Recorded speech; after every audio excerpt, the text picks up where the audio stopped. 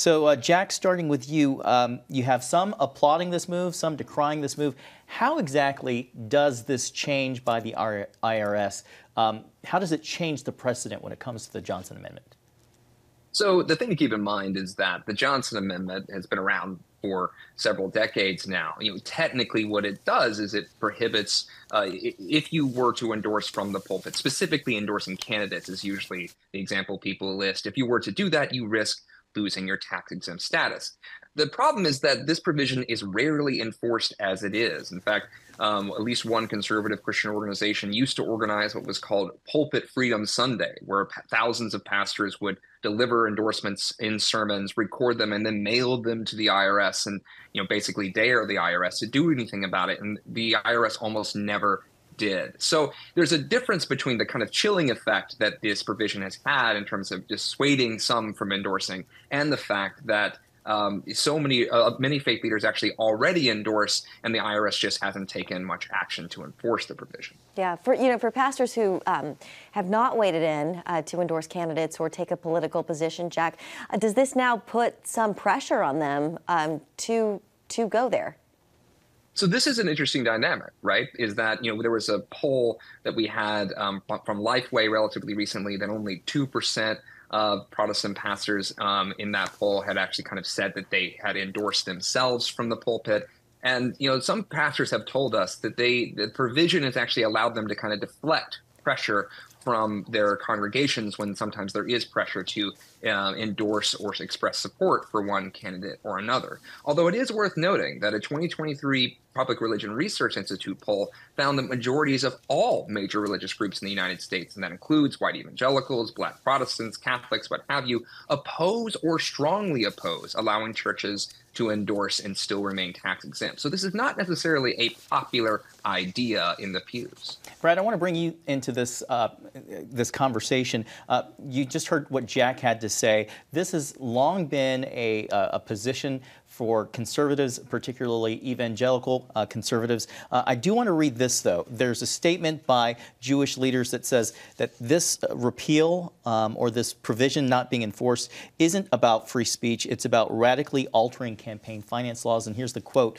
They wrote that repealing or weakening the Johnson Amendment risks dividing charities and houses of worship along partisan lines. At a time when our political climate is already so polarized, we stand firmly against any measure that would bring politics into our organizations and reduce our effectiveness. So who does this decision benefit the most?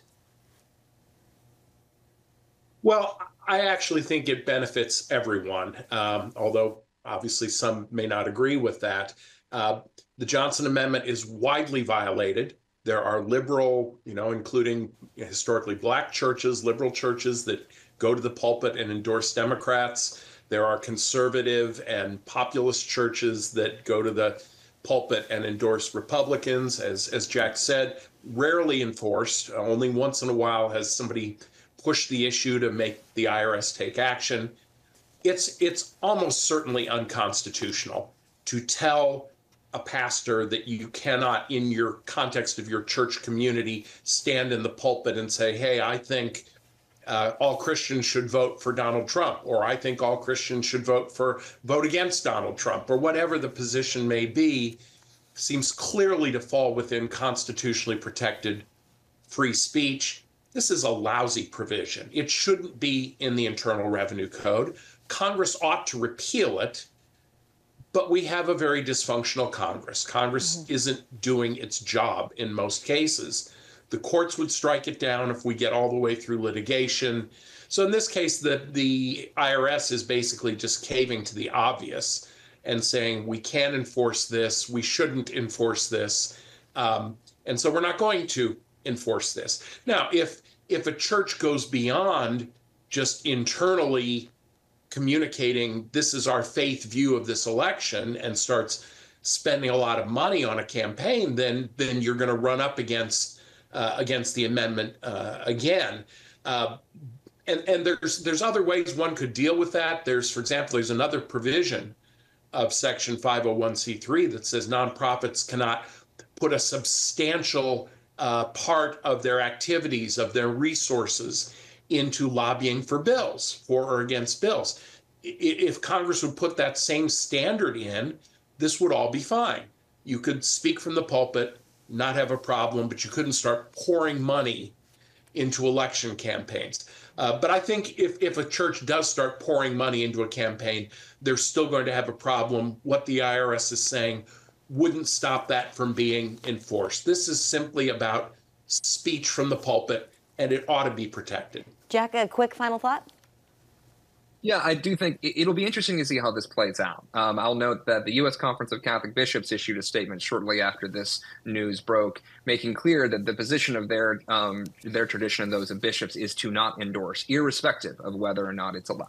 Okay. Brad Jacobs and Jack Jenkins, thank you both so much. Great to see you, gentlemen.